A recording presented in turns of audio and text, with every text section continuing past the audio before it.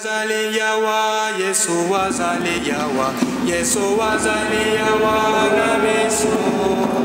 Yesu wazali yawa, Yesu wazali yawa, Yesu wazali yawa na Yesu. Yesu lo, Alleluia, Alleluia, Alleluia, Yesu. Yesu mwana zambi, Alleluia, Alleluia, Alleluia, Yesu. Yesu toko sepela, Yesu toko sepela, Yesu toko sepela na Yesu. Yesu toko sepela, Yesu toko sepela, Yesu toko sepela na Yesu. Yesu lo, Alleluia, Alleluia, Alleluia, Alleluia na Yesu. Yesu mwana zambi, Alleluia, Alleluia, Alleluia, Alleluia na Yesu. Yesu wazali yawa, Yesu wazali yawa, Yesu wazali yawa na Yesu. Yesu wazali yawa, Yesu wazali yawa, Yesu wazali yawa na Yesu.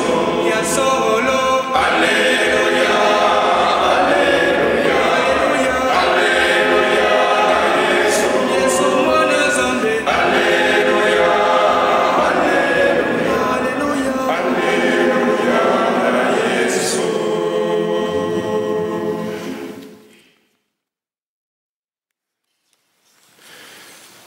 Frères et sœurs, instant terrible d'un bébé prêtre, encore à la goutte de lait, qui doit nous faire partager la parole de Dieu. Mais comme disait Saint Paul, ma grâce te suffit. Ma puissance se déploie dans la faiblesse. Donc aussi fort du Seigneur qui choisit des instruments aussi faibles. Je voudrais partager avec vous un aspect de cet évangile que nous venons d'entendre.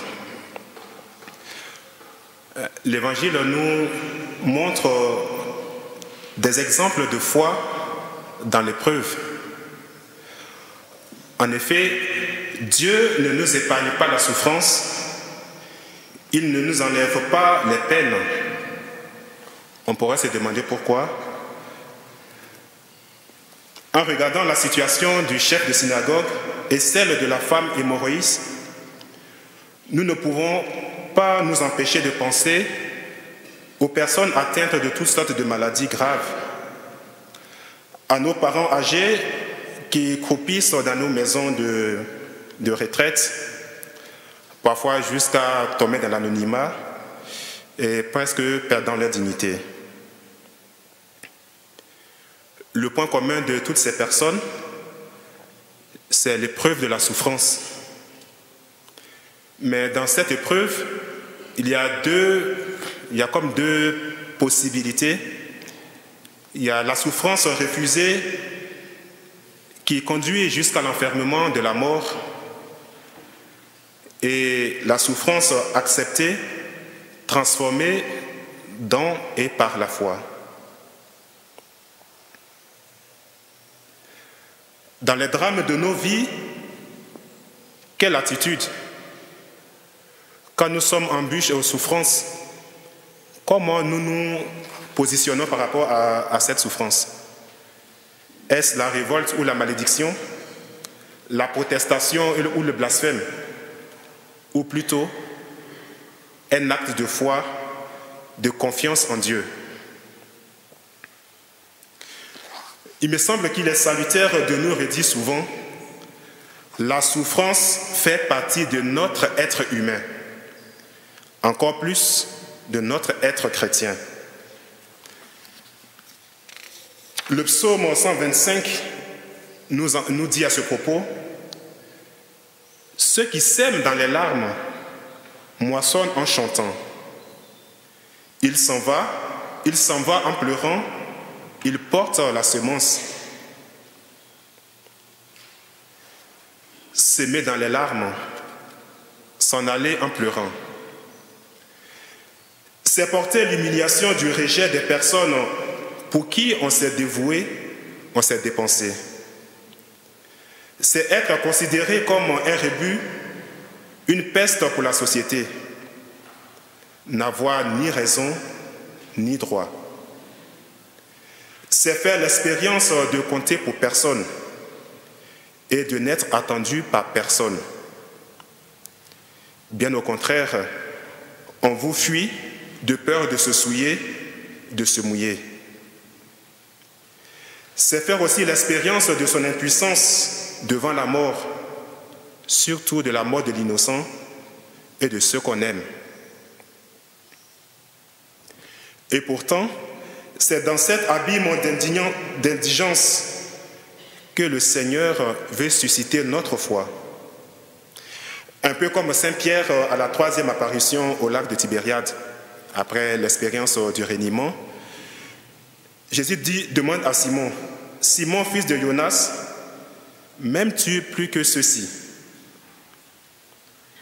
J'interprète, « As-tu confiance en moi alors même que tu viens de faire l'expérience que tu n'es pas meilleur que tes pères ?»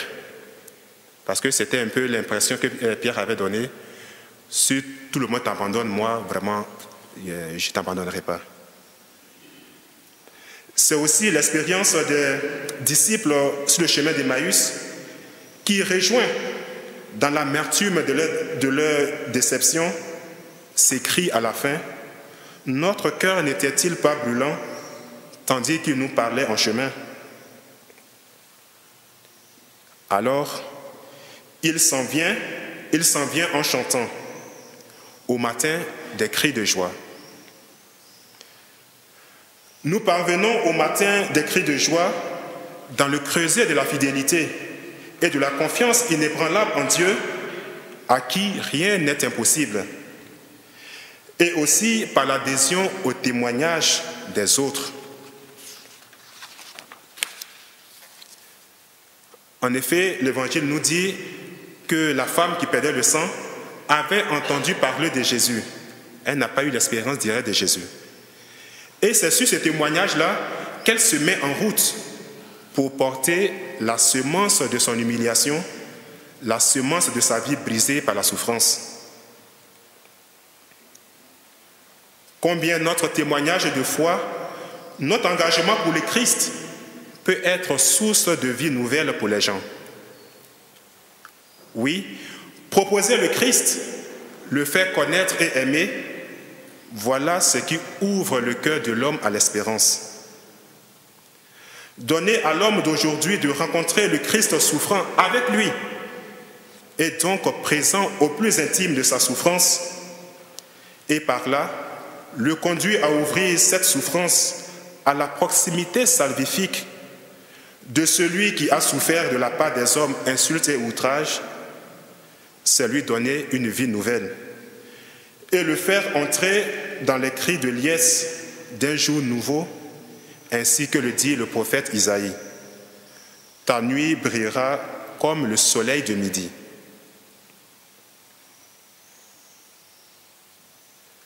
La foi au Christ ne nous anesthésiera jamais de la souffrance et de la mort, mais elle leur donnera un sens nouveau, celui d'un chemin d'identification au Fils unique, comme nous l'enseigne la lettre aux Hébreux. Il convenait en effet que, voulant conduire à la gloire un grand nombre de fils, celui pour qui et par qui sont toutes choses rendues parfaits par des souffrances, le chef qui devait les guider vers le salut. Car le sanctificateur et les sanctifiés ont tous même origine. C'est pourquoi il ne rougit pas de les nommer frères. Face à une culture du zéro souffrance, osons annoncer au monde que Dieu donne la mesure de sa puissance dans la fragilité. Dieu n'est ni démuni, ni n'a peur de la souffrance de l'homme. Bien plus, il vient l'habiter avec lui, pour l'ouvrir à sa vie divine, pour nous faire fils dans le Fils. Si nous souffrons avec lui, avec lui, nous régnerons. Là, je m'adresse particulièrement à mes frères. Mes frères, vous allez partir en apostolat, n'est-ce pas, dans 2, 3, 4 jours. Vous allez accueillir des personnes qui vont venir vous offrir leur souffrance.